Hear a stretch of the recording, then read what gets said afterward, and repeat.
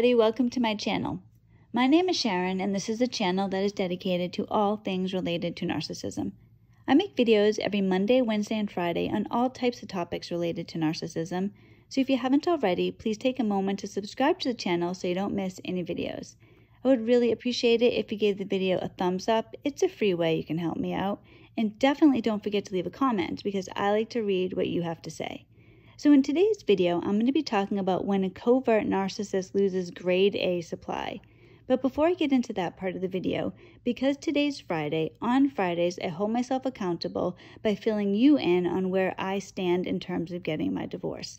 So last Friday I told you that I was putting it off very slightly for financial reasons. The very slightly time is almost up. So on the 22nd, so next week, I'm meeting my attorney at 2 o'clock. And at that point, I'm signing all the final paperwork and it's good to go. I'm ready for this. My ex, I'm not sure, I haven't decided 100% how I'm going to inform him of this, but he'll know within a day or two of me filing for divorce. And the thing that's weird is that I do understand and I know that this is a dangerous time because narcissists are not safe people. They don't have morals. They don't have empathy. These are people that don't feel bad if they hurt you. They like hurting you. And my ex has been physically violent in the past, so I'm aware that I could be in some danger and I am taking precautions. However, at the same time, I feel a strength that I haven't had before. I was telling Joe the other day about this woman named Corrie ten Boom. I don't know if any of you know who she is. She was a woman who lived in the Netherlands during World War II. And she, her father, and her sister saved dozens of Jewish people's lives. Now, they were a Christian family, but they felt it was their duty to save what they called God's chosen people. And she was so Corrie was concerned, though, because this is dangerous work, obviously. And she said to her father at one point, "Dad, I don't know if I'm going to be able to hold up under Gestapo interrogation. What happens if we're arrested? What happens if they torture me, if they demand that I tell them where the Jews are?" And her father said to her, "Corrie, when you were a young girl and we were going to go on the train, did I give you the train ticket weeks ahead of time or did I give it to you right before we got on the train?" And she's like, "Oh, Daddy, you gave it to me right before we went on the train." And he said, "Exactly. You didn't need it weeks ahead of time.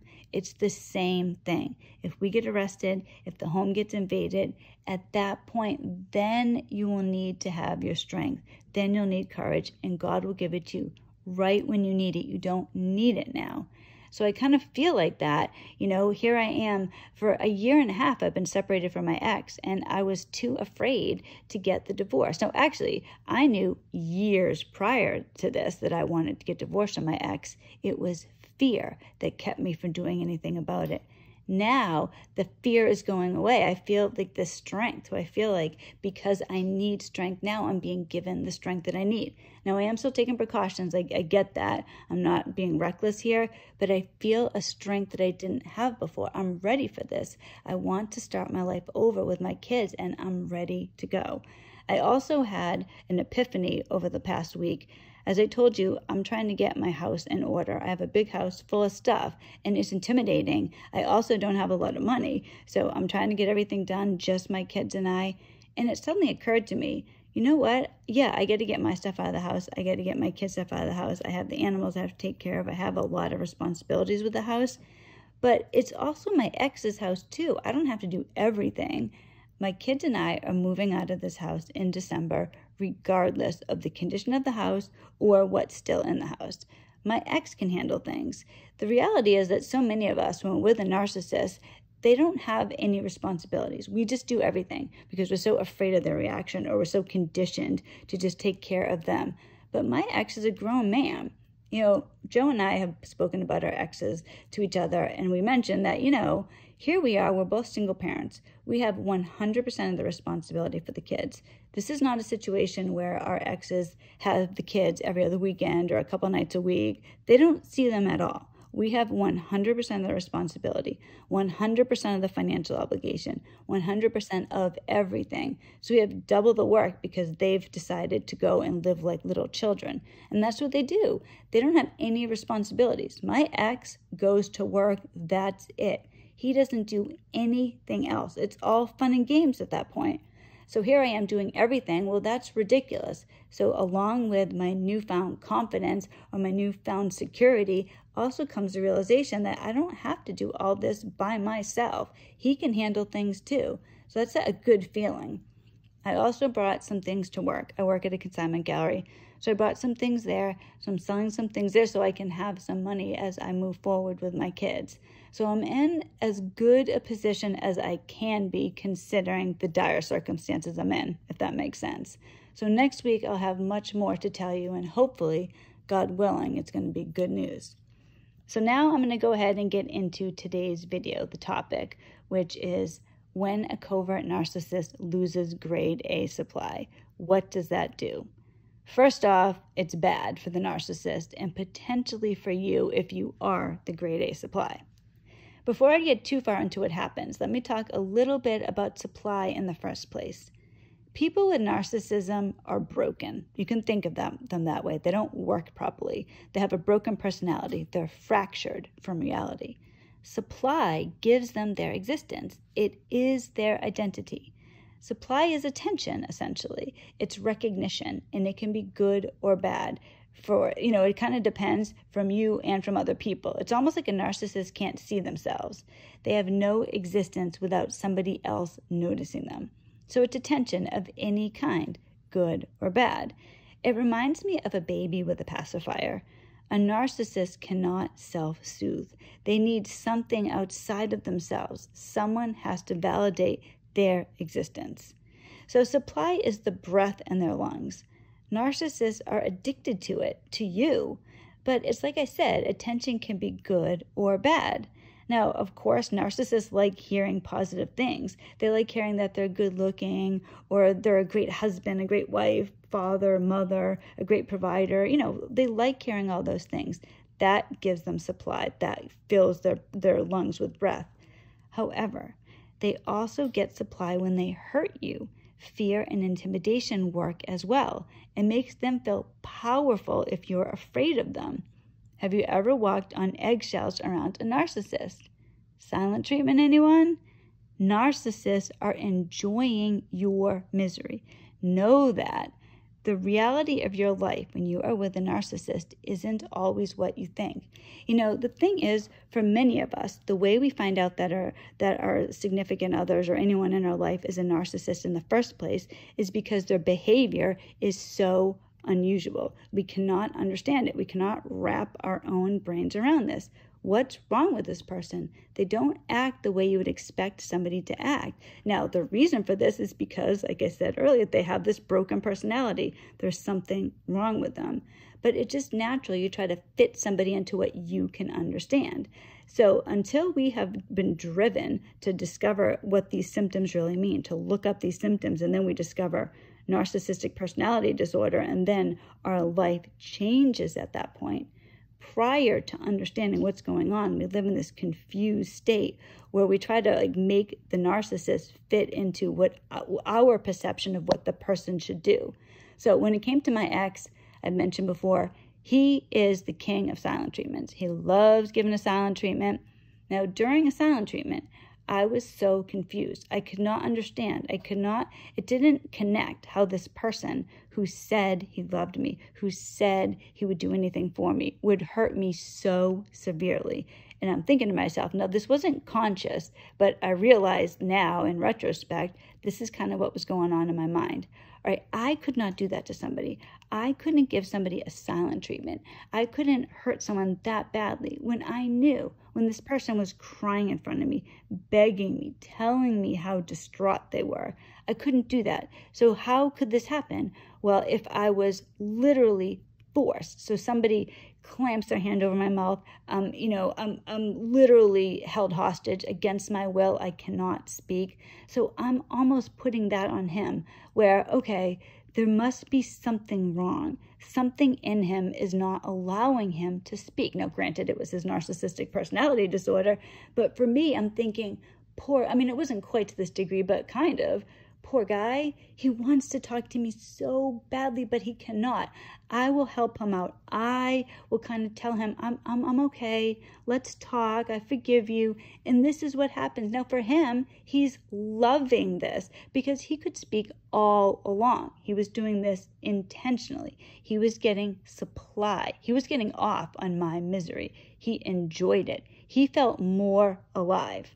So these are things that are going on. So you're thinking things are one way, but the narcissist is actually truly enjoying themselves when you are miserable.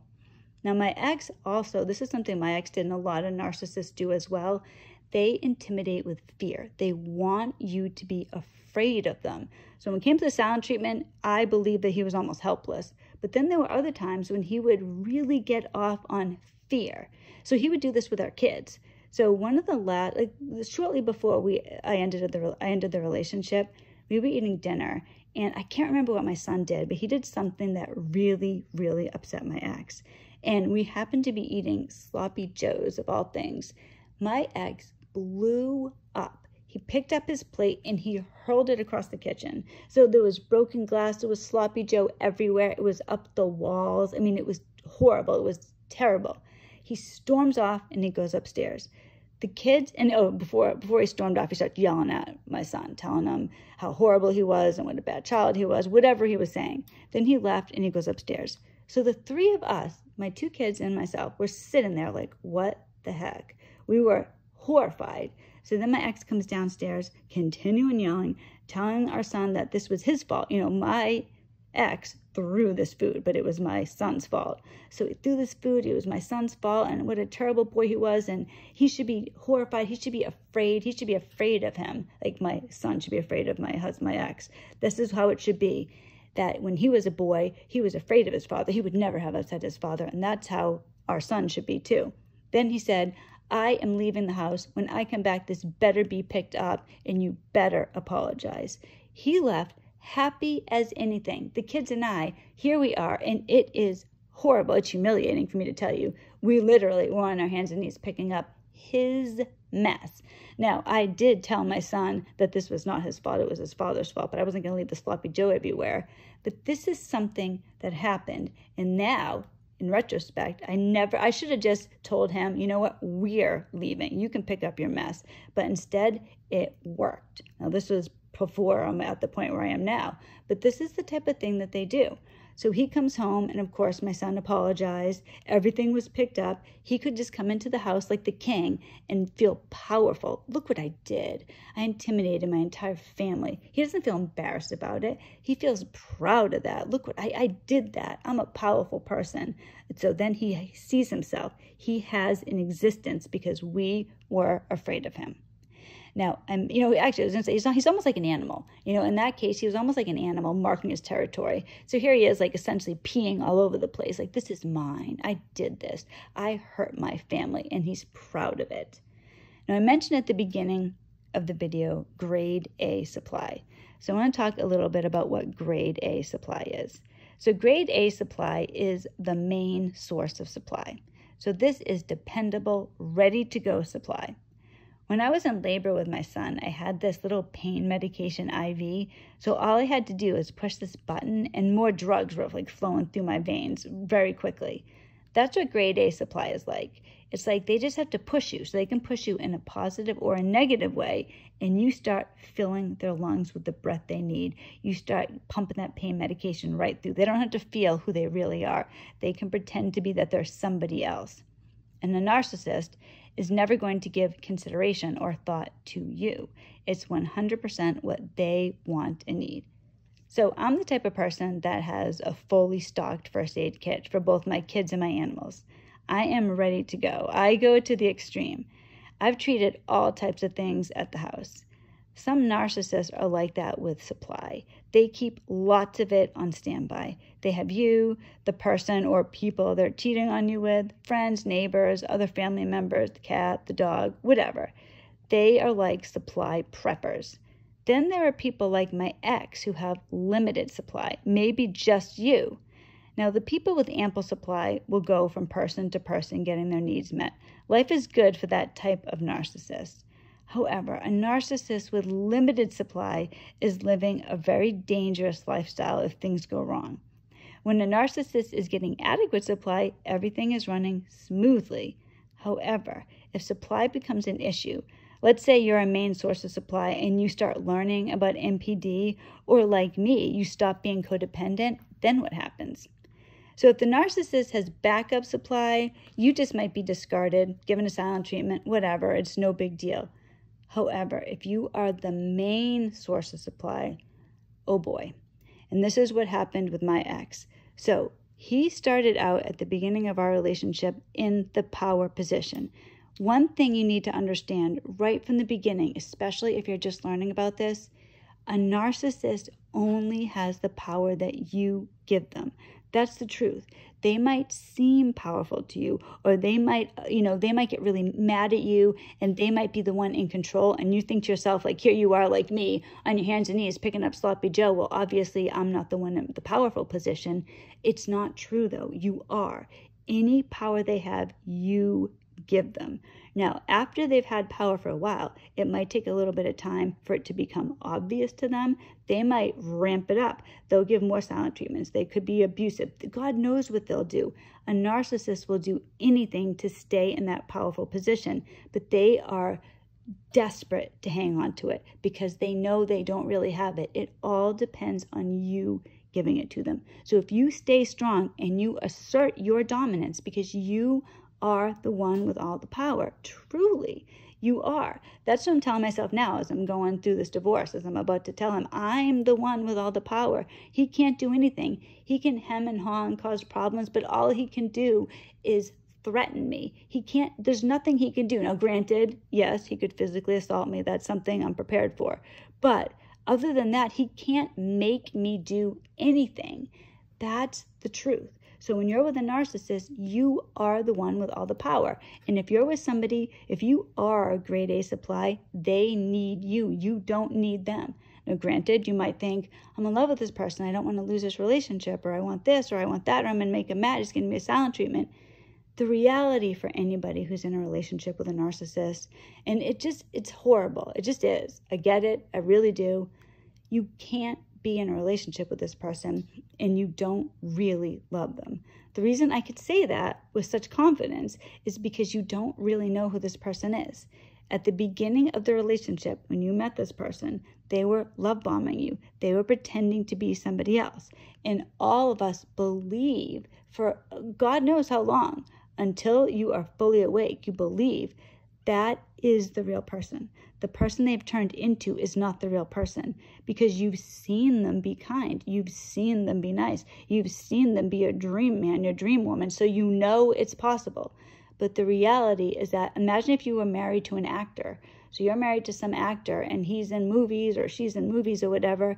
The character that they're playing isn't really them, right? So say I'm married to an actor and he is pretending that he is a king in a movie. All right, so he's playing a king in a movie and he's believable in the movie. When he comes home from work, he's not really a king. That was an act. That's how it is with your narcissist. They're not really who you think they are. It's 100% an act. So just like you wouldn't believe, like here, my husband, the actor, he's playing a king in a movie. I know he's not really a king. He's not really a gangster. That's not who he is. He's just pretending. You know that if you were aware from the beginning that they're an actor. But when you believe it's true, I mean, that's how it is with anything. When you believe something is true, and especially if it's a first opinion, it's hard to get rid of that. But that's the truth. You don't know the person. The person that they are when they are their cruelest, that is who they really are. So having a narcissist, supply is like the narcissist is on life support. Everything depends on that plug firmly in the wall. If that plug is pulled, narcissists are quickly or slowly, they're going to fade into non-existence. Eventually, they're going to be like a drug addict in withdrawal. Desperate. This is where you have to be careful if you're the main or only source of supply. Initially, a narcissist will try and get supply back. They might love bomb you. Suddenly, they become the man or woman you hoped they would become all along. Don't fall for that. But remember, supply can be good or bad. They might become abusive physically or emotionally. They are desperate. When a narcissist, especially if they're losing grade A supply, you are all they have. They are desperate. Imagine yourself. You're drowning. You're desperate to breathe. You're desperate to get to the top of the water so you can take a big gulp of air. That's how they are. You would do anything. This is why they'll pull other people down with them. They'll try to hang on. They'll look for anything, any possible way to survive. That's what a narcissist is doing because they're losing themselves. They're not going to make it if they don't have supply. They don't have a real personality to fall back on. They don't have any inner strength. There's nothing there. It's all a mirage. They're standing on, air. There's no support underneath them. So you have to be so careful. They will fall apart. My own ex, he was the last couple of years of our relationship when I stopped being codependent, he ended up in a mental institution. That's how bad it can be. They're not okay mentally, and they can't be okay mentally. There's something really missing inside who they are. It's so important to understand that. I don't want anybody to have any trouble with their narcissist. You need to know who the person is right from the beginning. My ex is in a really bad state right now. I essentially fell asleep. I didn't know, and now I'm awake, and I'm awake to the reality, and I want other people to see this too. A narcissist is severely disordered. They have no empathy, no conscience, so they really do have the potential to be physically abusive or kill you. There were 2 times in my own relationship where I believe my ex may have been thinking that way. Today, I'm really close to cutting him off forever, and I know that makes me vulnerable. Never underestimate a narcissist. I look down on my ex, and I have for a long time. I didn't give him enough credit.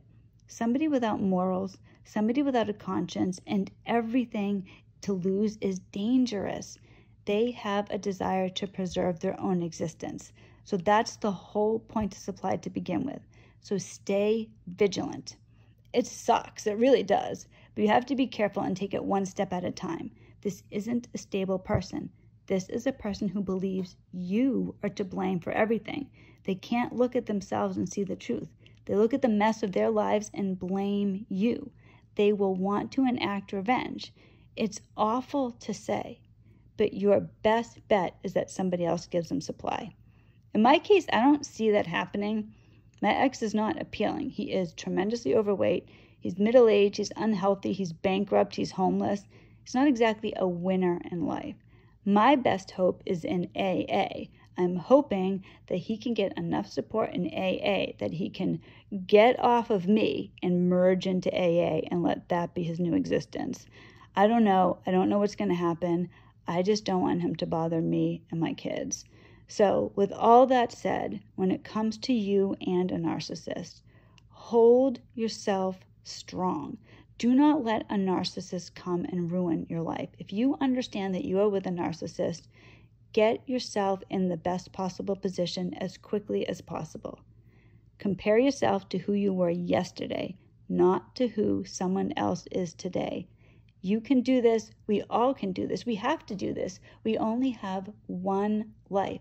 All of us can get to a better place, a place where we're happy, where we're content. We don't have this thing, this entity dragging us down underneath the water where we're going to drown. Don't let them take you down with them. Thank you so much for watching this video. I'm always so grateful to everybody who watches my channel. I hope everybody has a wonderful weekend. Joe and I have a great video planned on Monday, so stay tuned for that, and I will see you then. Bye.